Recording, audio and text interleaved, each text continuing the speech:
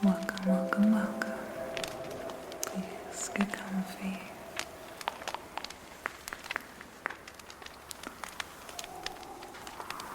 At time of filming, it is rapidly approaching Christmas time, the winter solstice, Yuletide, whatever you would like to call it.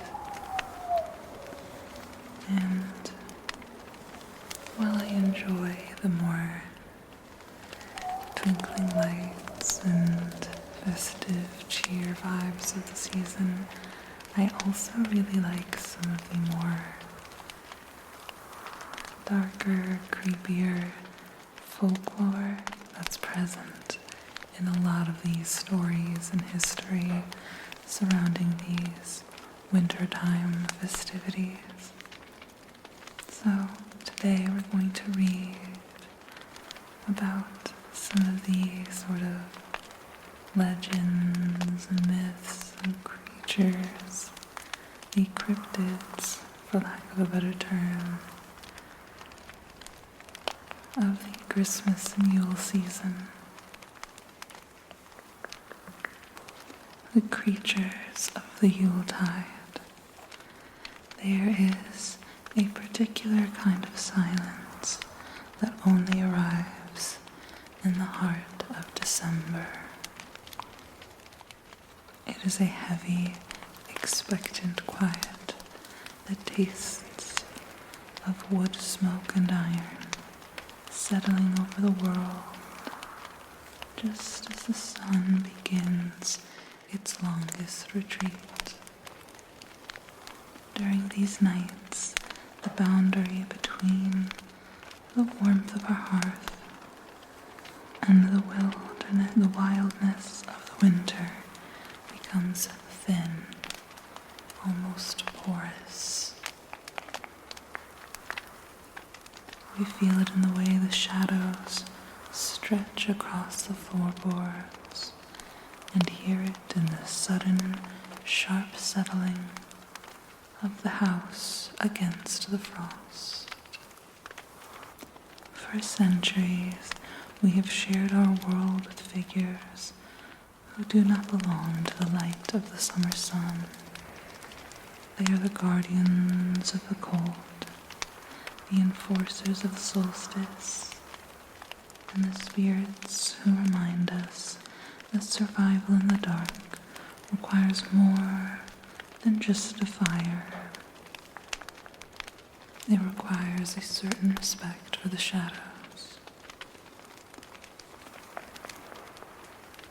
Within these pages you will find the records of the mountain dwellers, the hearth spirits, and the ancient queens of the biting winter. Some of these figures carry the weight of iron and bone, while others move with the softness of a falling feather. Some come to judge, some to trick, and some to merely ensure that the ancient laws of the season are upheld. The winter is long and the night is deep, but there is a comfort to be found in knowing the names of the things that wait in the dark.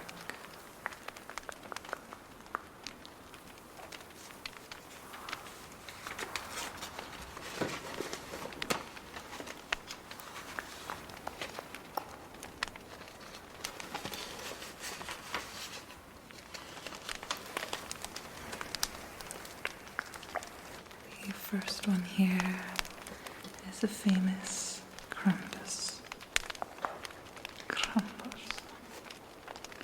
Krampus is the mountain-dwelling counterpart to the Saint Nicholas, a figure rooted in the high frozen passes of the Alpine region.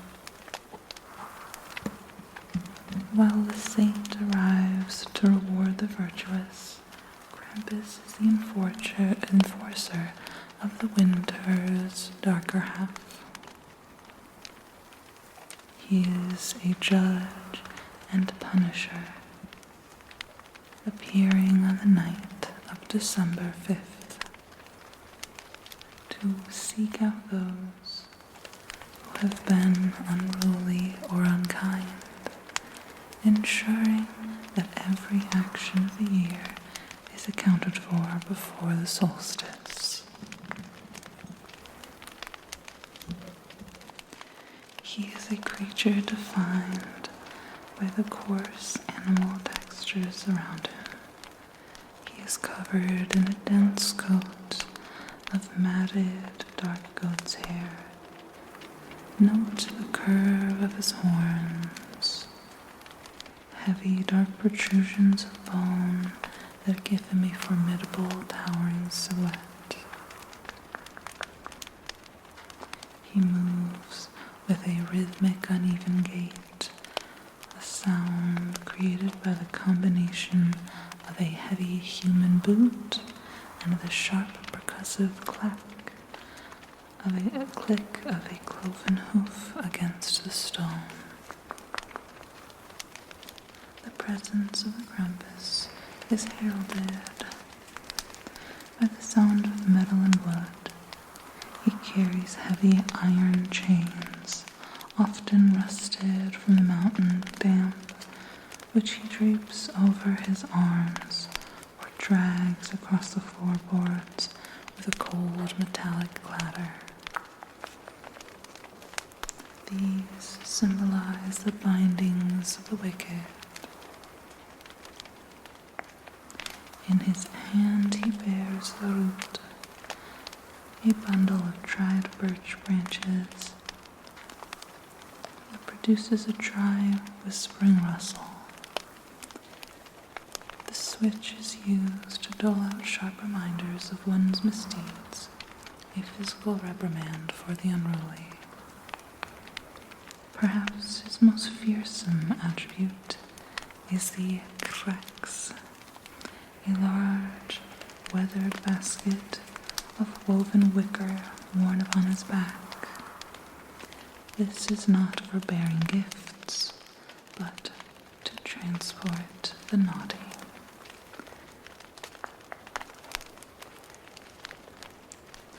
Those whose behavior has been beyond the reach of a simple warning are hoisted into this basket and carried away. The old stories tell of children being hauled back to his mountain lair. On the eve of his arrival, the villages participate in the Krampusslauf. This is a procession meant to scour the streets of stagnant energy. The air becomes thick with the scent of burning torches and the booming thud of heavy cowbells worn about the waist.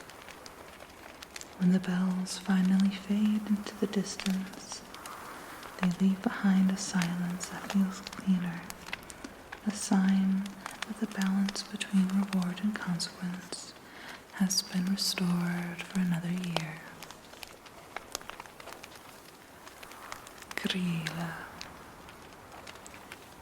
From the crackled lava fields of the Icelandic highlands emerges yearly one of the oldest and most formidable figures in the folklore of the North, a fearsome giantess whose presence defines the terror of the midwinter dark, Grilla.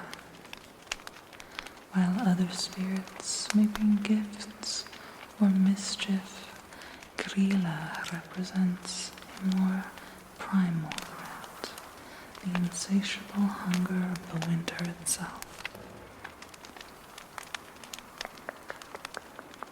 She is the matriarch of a household of outcasts, ruling over her shiftless husband, Lepaludi, and her 13 mischievous sons, the Yule Lad, and of course, her feline companion, the dread Yule Cat. She is described as a creature of immense and grotesque proportion, looking less like a woman and more like a landslide in human shape, the mountain made flesh. Her skin is a thick calloused hide, cracked like the surface of the lava fields she emerges from, and etched with the deep furrows of age. She possesses many rope-like tails and eyes glowing like coals that can see through the thickest mountain mist. She moves with a heavy lumbering weight, her cloven hooves striking the frozen earth with a percussive thud that can be felt in the floorboards of the homes below. The core of Grila's legend is her hunt. She is a collector of children, specifically those whose behavior has fractured the peace of the home. She wanders the valley with a massive, grease-stained stack of stitched animal hides slung over her shoulder, carrying the ominous promise that it is never empty for long. She listens at the chimneys and frosted window panes for the sounds of tantrums and disobedience. Those she snatches are stuffed into the dark, suffocating interior of the bag to be carried back to her cave in the mountains. In the depth of her volcanic lair, Grilla maintains a massive iron cauldron that simmers over a bed of glowing embers. It is here that her legend takes its darkest turn. She does not merely capture the children, she cooks them into a thick, perpetual stew to satisfy a hunger that never fades.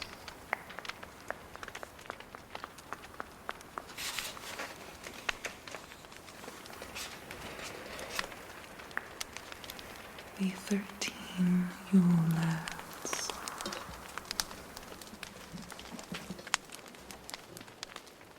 In the highlands of Iceland, the 13 sons of the giantess Grilla begin their descent one by one. Starting on the 12th of December, a new brother emerges arrives each night until the full company has settled into the valleys of the human world. They stay for 13 days, leaving as they came until the last of them vanishes on the 6th of January. The tradition of the Skorigluga remains the primary way to greet them. A child places their shoe upon the cold stone of the windowsill before sleep. For those who have been kind, the lads leave a small gift or a piece of fruit. For those who have been difficult, they leave only a single cold, rotting potato. Each brother is defined by his own bizarre quirks and antics, his own mischievous method to disrupt the otherwise peaceful air of the Yuletide.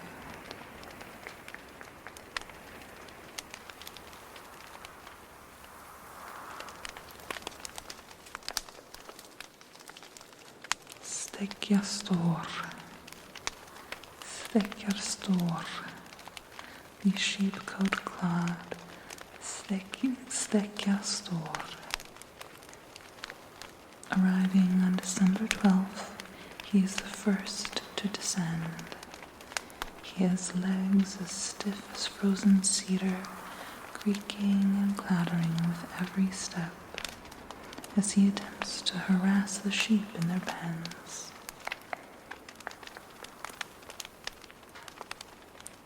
Giljagor, On the 13th, he's the gullycock, Gilliagor, the gullycock. On the 13th, he hides in the grey shadows of the gullies, waiting for the precise moment to slip into the cowshed and steal the thick, frothy foam from the milk pails.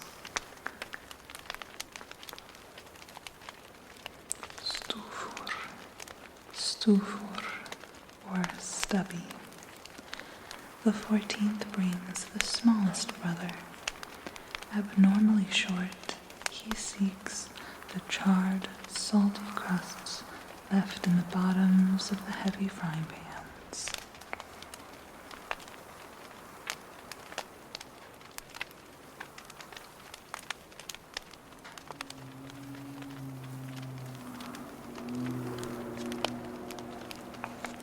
Þvorsleikir,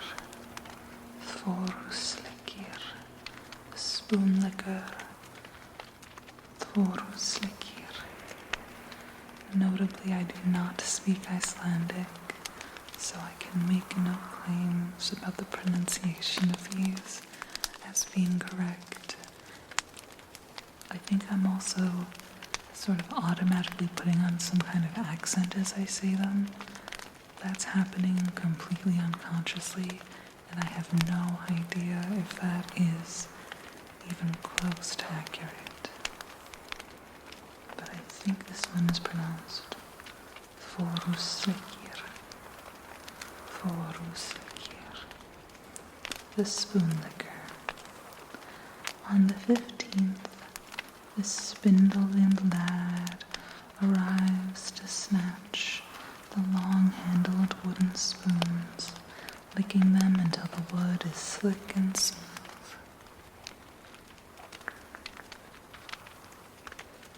Pottashefil, pot scraper. Pottashefil. Arriving the 16th, he listens for the scrape of metal on stone. He snatches the unwashed pots to scour away the remnants of the evening stew. Pottashefil. Askaslicker, I believe. Askaslicker, the bowl licker. Askaslicker. On the 17th, he crouches beneath the bed frame, waiting for the askur, the lidded wooden bowl, to be set upon the floor so that he may lick it clean. Askaslicker.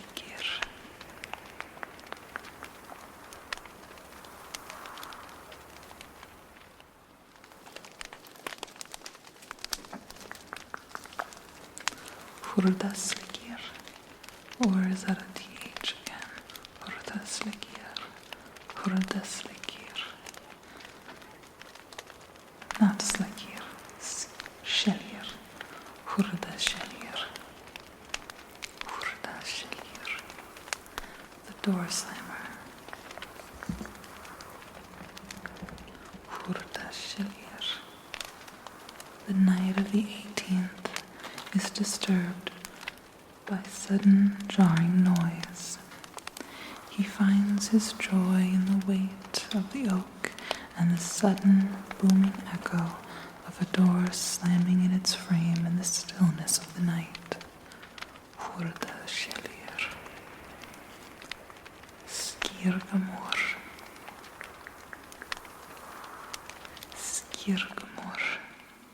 Or skier gobbler, which I believe skier is an Icelandic yogurt. Skirgamor, the skier gobbler. On the 19th, he seeks the thick, sour skier, stored in the pantry, consuming entire tubs of the dairy with greedy fingers. Skirgamor.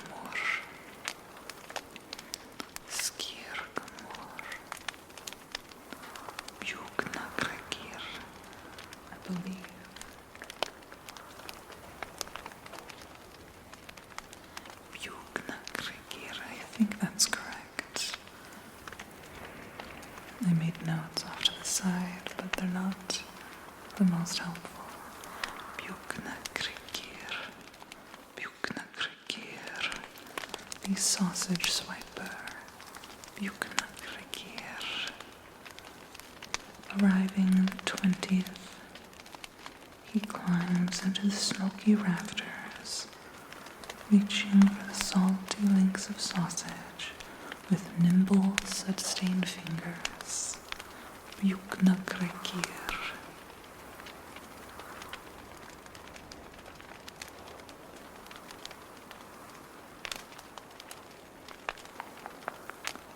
Glugagaigir, Glugagaigir, the window peeper, Glugagaigir.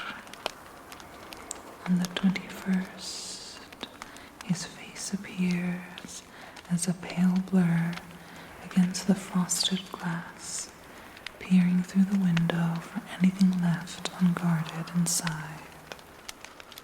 Glugagaigir.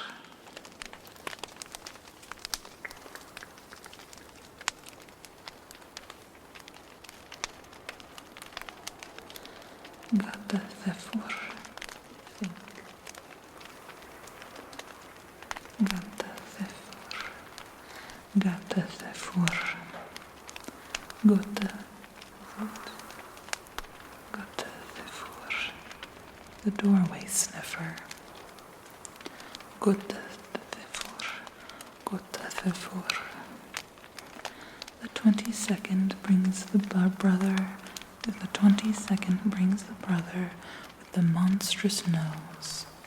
He uses his sharp sense of smell to sniff out the scent of leaf bread frying in the hearth.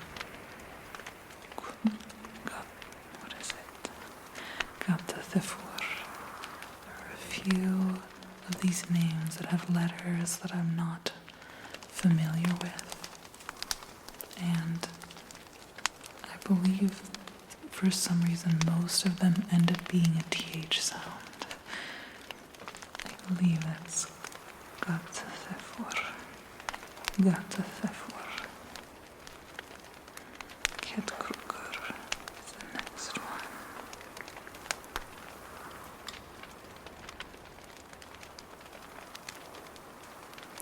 Ketkrukur. Mirhug. The Ketkrukur. On the 23rd, he lowers a long iron hook down the chimney, searching for the heavy joints of smoked mutton hanging from the beams. Ketkrukur.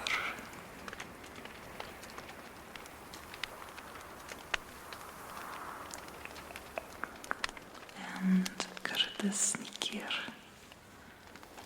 Candle stealer Kurtasnikir.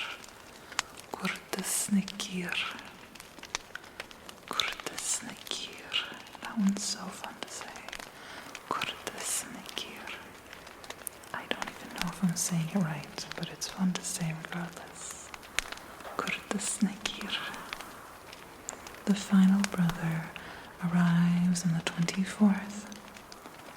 He follows the soft glow of the tallow candles, his fingers itching for the taste of the warm melting wax.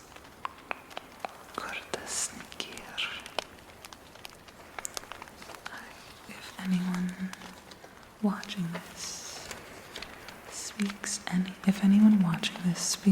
any Icelandic, feel free to tell me if I'm messing this up or not. I don't know. But man, these are fun to say if I'm right.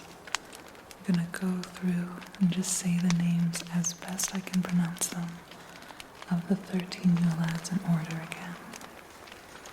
Stekjastor, Stekjastor, Giliagor, Giliagor, Stifur, Stufur, Stufur, Stufur, Stufur, Þvojuslikir, Þvojuslikir, Þvojuslikir,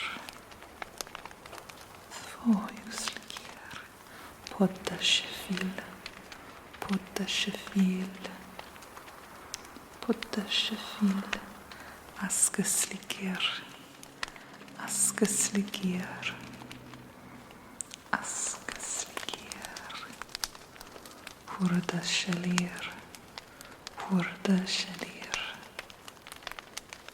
hurda shalir, skirgamor, skirgamor, skirgamor, bjukna krekir, bjukna krekir, bjukna krekir, gluka gaigir, gluka gaigir,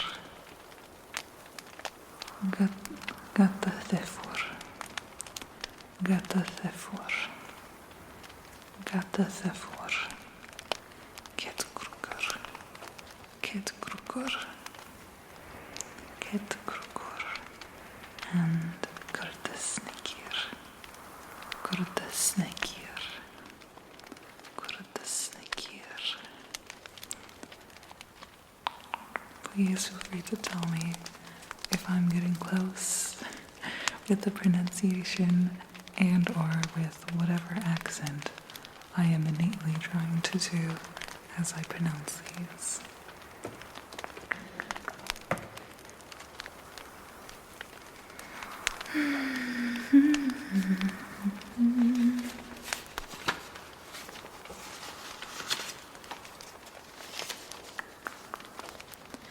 Next here we have the Yule cat, the Jólakotren, Jólakotren, Jólakotren. I don't know why it is so clicky and good for ASMR, at least to me, for me to desperately attempt to pronounce these words that I've never heard before. Jólakotren. Is that even right? The Yule cat. The Jólakotren is no mere creature of the hearth. He is a mountain beast of immense proportions, a shadow with a pulse that descends from the frozen highlands during the dark of the solstice. He is the pet of the troll giantess Grilla, and a silent enforcer of the old winter laws who prowls the perimeter of the human settlements, his belly driven by a singular ancient hunger. Pretty kitty. My toxic trait is that I think that if I met an enormous, giant, ferocious cat, I think I could befriend it. The Jólakotren could not stand a chance against me going pss, pss, pss, pss, pss. I could befriend this cat.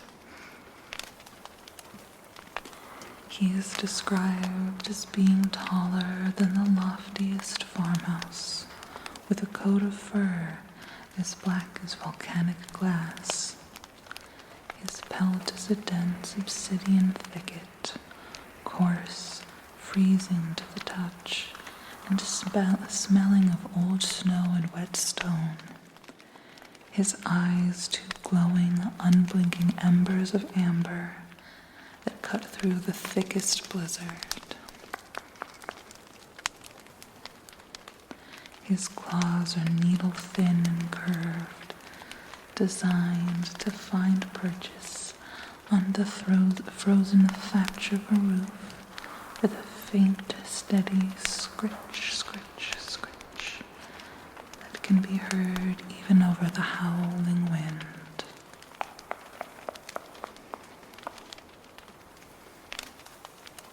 The Yule cat does not hunt the wicked, but the idle.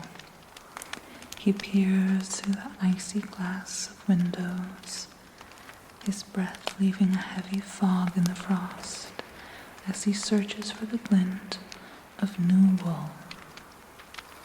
By ancient custom, every person must receive a new piece of clothing before the bells of Yule ring. To those who worked the loom, the spindle, and the needle, the cat offers only a silent shadow passing by. But for those who have no new thread to show, those who let the autumn pass without the labor of the hearth, the beast finds his dinner. This is why in the dim light of December, the rhythmic click of knitting needles once filled every home. To give a pair of woolen socks or a simple scarf was a ritual of protection, ensuring that no member of the household would be left to face the cat's icy gaze alone. When the work is done and the wool is soft against the skin, the cat finds no purchase. He retreats back into the high, white silence of the hills, a fading shadow in the winter light.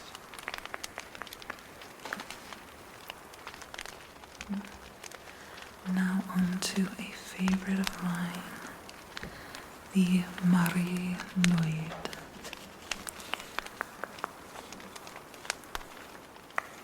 Can you see? It's a horse skull. Can you see?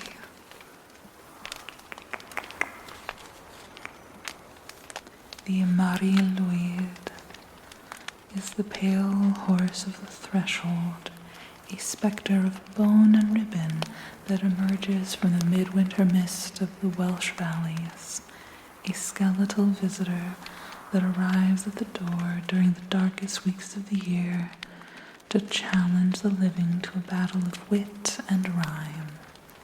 I've heard people before describe it as technically being a rap battle, and I think there's nothing that says Christmas time quite like rap battling a horse skeleton, personally. Let's see here. She is a figure of stark contrasts. Her head is a real horse's skull, bleached to a pale porous white, and mounted upon a sturdy wooden staff. In place of eyes, she often bears ornaments of polished glass or dark beads that catch the flickering light of a lantern. She is draped in a heavy voluminous shroud of white linen or coarse sacking, which hides the one who carries her. From her ears and mane hang clusters of vibrant silk ribbons, red, green, and gold, that flutter against one another in the winter wind. The most distinct feature of the Marie Lloyd is her voice, not a spoken one, but a rhythmic percussive clacking. Her jaw is spring-loaded or hinged with leather, allowing the bearer to snap the bone teeth together. This sound, sharp and hollow, punctuates the cold air and signals her arrival at the garden gate. It is the sound of bone on bone, a dry and ancient greeting that demands an answer from those within the warmth of the house. Her arrival initiates the punco. It's P-W-N-C-O.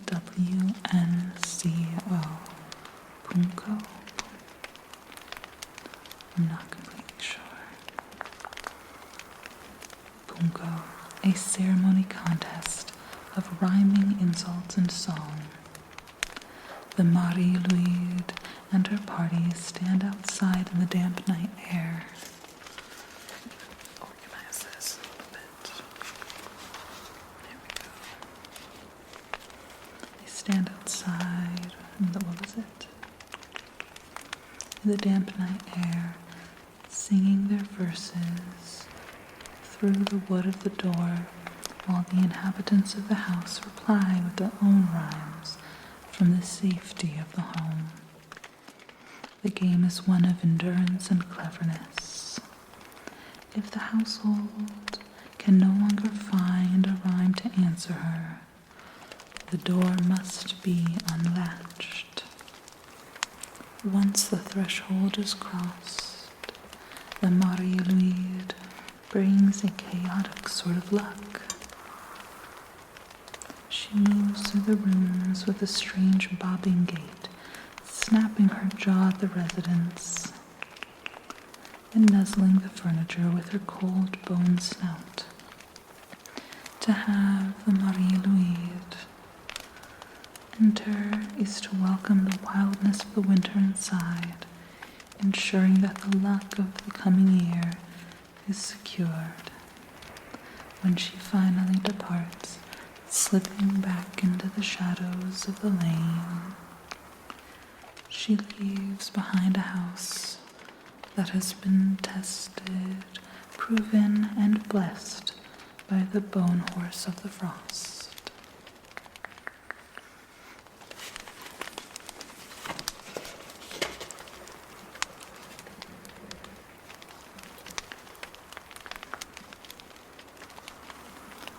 Frau Holy Hulle.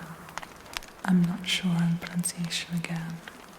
I'm going to say holy for the sake of this, but I'm not sure that's right.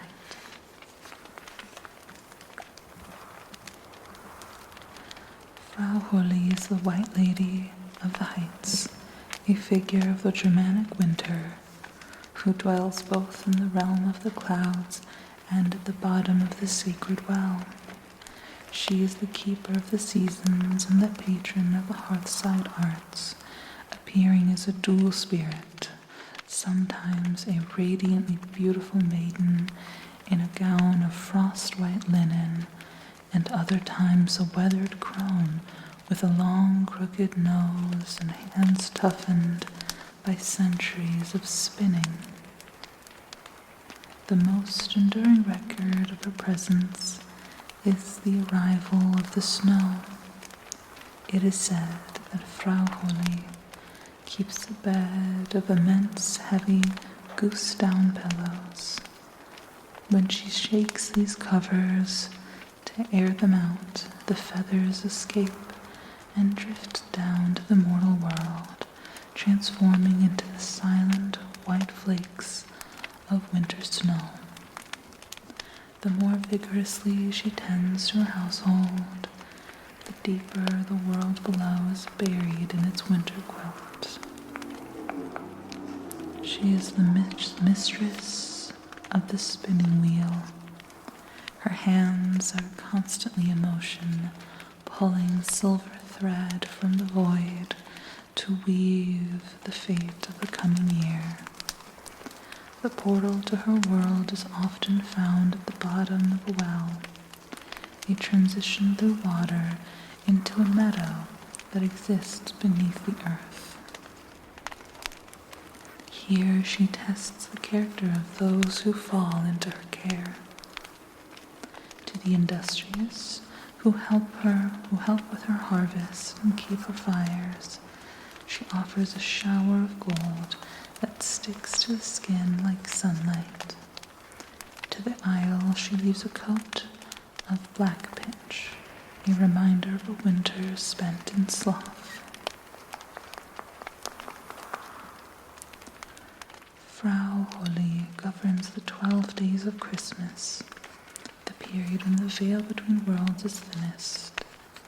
During this time it is tradition to leave the spinning wheel still, for to work during her sacred days is to risk tangling the threads of the future.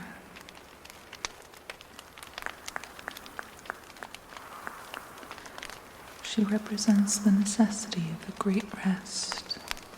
Her presence is felt most keenly in the absolute stillness of a midnight snowfall, when the air is thick and the sounds of the world are swallowed by the white.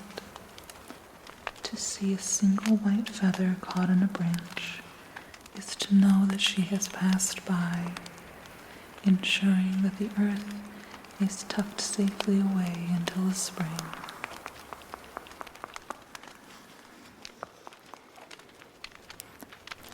The next entry is the Perkta, who I know is related to Frau Holy. I believe they stem from the same original folklore. I believe Frau Holy also later became a fairy tale, perhaps in the Brothers Grimm, I'm not sure.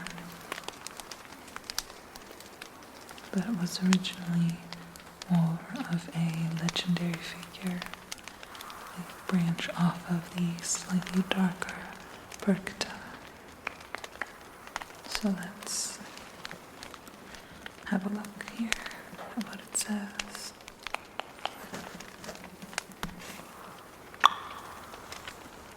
Frau Perkta is the dual-faced sovereign of the Alpine winter, a figure who governs the 12 nights between the solstice and the Epiphany. She is the overseer of the household order and a patron of the spinning wheel. Unlike the gentle Frau Holy, Perkta carries a sharp, metallic edge. She is the belly slitter, a judge who ensures that the transition into the new year is clean and industrious. To encounter her is to face the dual nature of winter itself. She is at once the pristine, silent snow and the sharp, biting wind that follows it. Perkta is defined by her ability to shift between forms. In her bright aspect, she appears as a tall, dignified woman in robes of shimmering white linen that brush softly against the floor. However, she is just as often seen in her ugly form, a weathered crone with a long, iron-hooked nose and hands that are stained gray from a lifetime of metalwork and spinning. She wears heavy, unwashed sheepskins that smell of animal musk and mountain air, and her feet are said to be as large as those of a goose, a sign of her connection to the ancient water-dwelling spirits of the earth. The most famous element of her legend is the long, sharp knife she carries beneath her robe. This is the tool of her judgment, used to inspect the work of the household. She is particularly concerned with the cleanliness of the inner life. She listens for the whir of the spinning wheel and checks that the flax has been spun into thread before the year's end. For the productive, she leaves a silver coin in a shoe or a well-tended pail. For the idle, however, the stories turn to the belly slitting, a grim metaphor for the removal of sloth. She replaces the empty or lazy spirit with a stuffing of straw and stones, a physical weight that forces the individual to carry the burden of their own neglected work.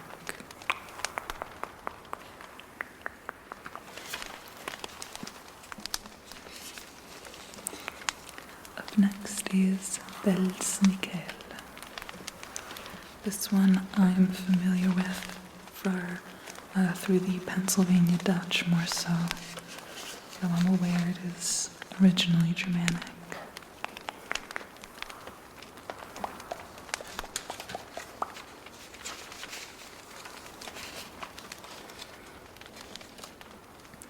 Belsnickel.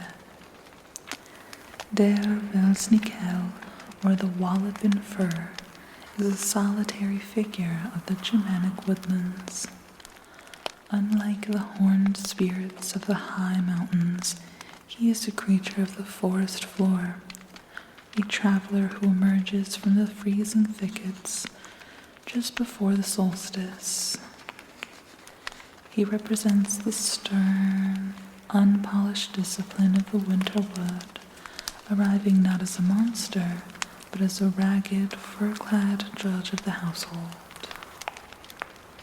I believe his name actually means like furry Santa. Nickel as in like Nicholas, as in Saint Nicholas, and the bell or pel, similar to the English word pelt, meaning furs, so it's literally fur Saint Nicholas. It's furry Santa. He is draped from head to toe in a chaotic collection of old pelts, deer hides, squirrel skinned, rough cured sheepskin that give him a bulky, shapeless silhouette. These furs are often aged and stiff with frost, producing a dry rustle as he moves. His face is hidden either by a mask of carved wood or more traditionally by a thick layer of charcoal and soot from the hearth. He wears a cap of matted wool, often topped with the dried leaves and twigs of the hazel thicket from which he emerged. In one hand he carries a long, thin hazel switch. It is a flexible branch that makes a sharp whistling hiss when moved through the air. In the other hand he carries a heavy canvas sack. Unlike the sack of Krampus or Grilla, which is meant for carrying away the unruly, the Belsnickel's bag carries cakes, nuts, and fruits. He is a figure of duality. He brings the biting of the winter wind and the sweetness of the harvest in the same breath. He arrives with a heavy, deliberate thudding at the door or a sharp scraping against the window pane. Once inside, he does not speak in a normal tongue, but in low guttural grunts or a hushed, raspy whisper. The central act of his visit is the scattering. He reaches into his sack and throws a handful of walnuts, hazelnuts, dried fruits, and other treats onto the floorboards, falling with a sharp percussive clatter against the wood. As the children scramble for the treats, his other hand uses the hazel switch to playfully but firmly switch their backs or fingers, a reminder that every reward in the dark of winter is earned through resilience and respect for the rules of the earth.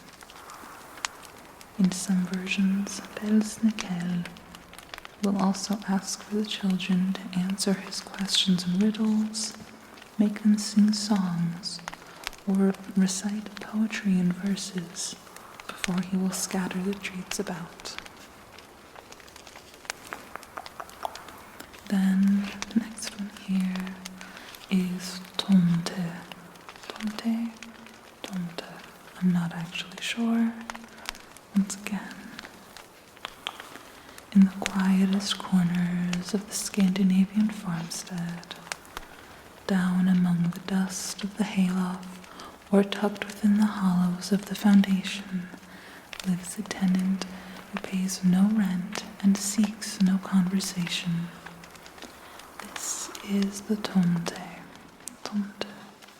I don't know. He is an ancient solitary spirit of the domestic world, more concerned with the welfare of the cattle and the sturdiness of the barn than the affairs of the people inside the house. If you were to catch a glimpse of him, perhaps out of the corner of your eye as you carry a lantern across the yard, you would see a figure no taller than a child's knee, yet possessed of a weathered, heavy dignity. His face is a map of fine wrinkles, much like a dried winter apple, nearly hidden beneath the silver beard that falls in soft woolly waves to his belt. He dresses for the work of the farm, a tunic of coarse charcoal gray wool, sturdy breeches, and small leather boots that have been softened by decades of use. His red cap is his only flourish, a pointed bit of felt pulled low, casting a shadow over his eyes. That is a gnome. You are describing a gnome. While the household sleeps, the Tomte is in constant quiet motion. He moves through the stables with a light padding gait, checking the latches and smoothing the coats of the horses.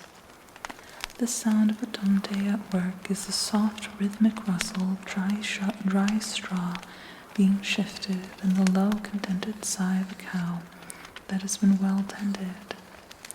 He values the silence. He listens for the subtle creak of a failing beam or the scratch of a predator at the gate, intervening with a strength that belies his small stature to keep the luck of the farm intact. The peace of the farm rests on a single vital tradition. On the eve of Yule, the family must set out a bowl of steaming porridge, placed in the barn or on the threshold of the shed. It must be prepared with care and topped with a single generous golden eye of melting butter. To forget the butter is a slight that the Tomte does not take lightly. He is a creature of deep respect and expects the same in return. When the offering is accepted, the year ahead is secured.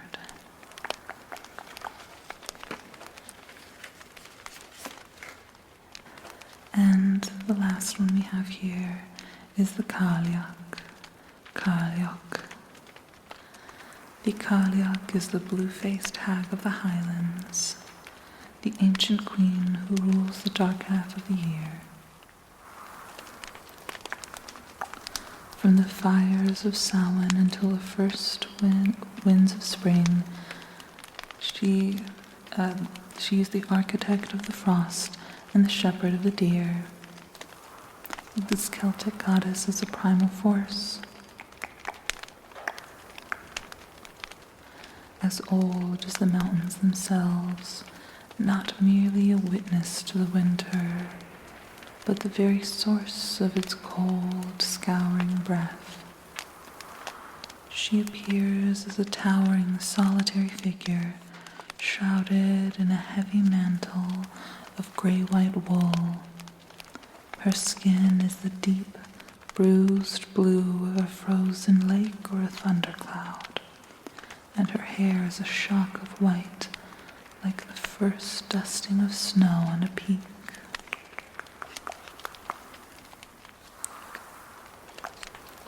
In some records, she is described with a single unblinking eye that sees through the thickest blizzard.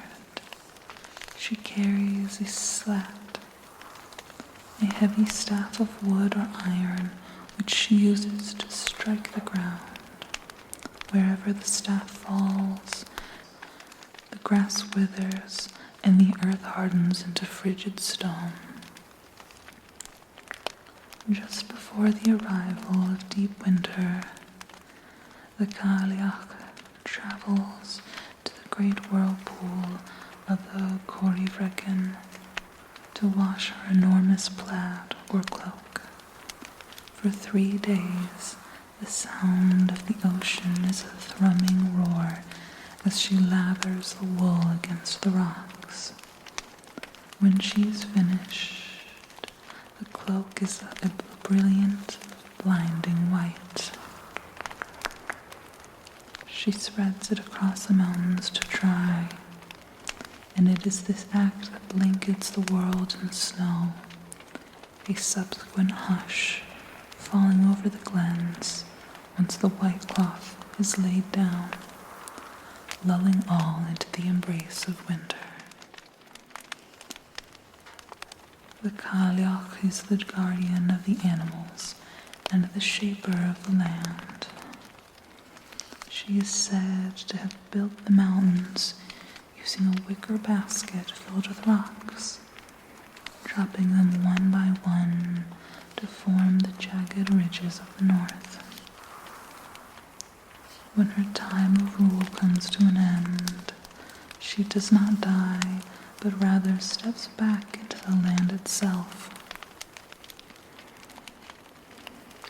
On the eve of spring, she throws her staff into the root of a holly tree or turns herself into a standing stone, a cold, silent monolith that waits in the heather.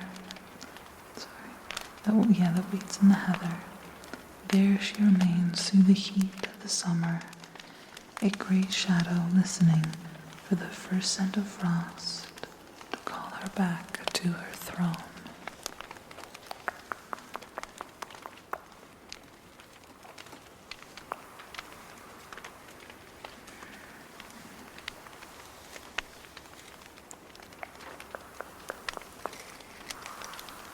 That's all I have for you for today.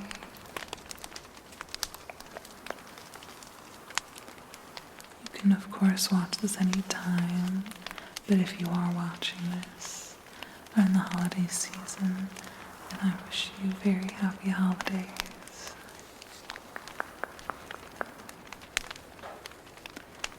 And I hope that you sleep well.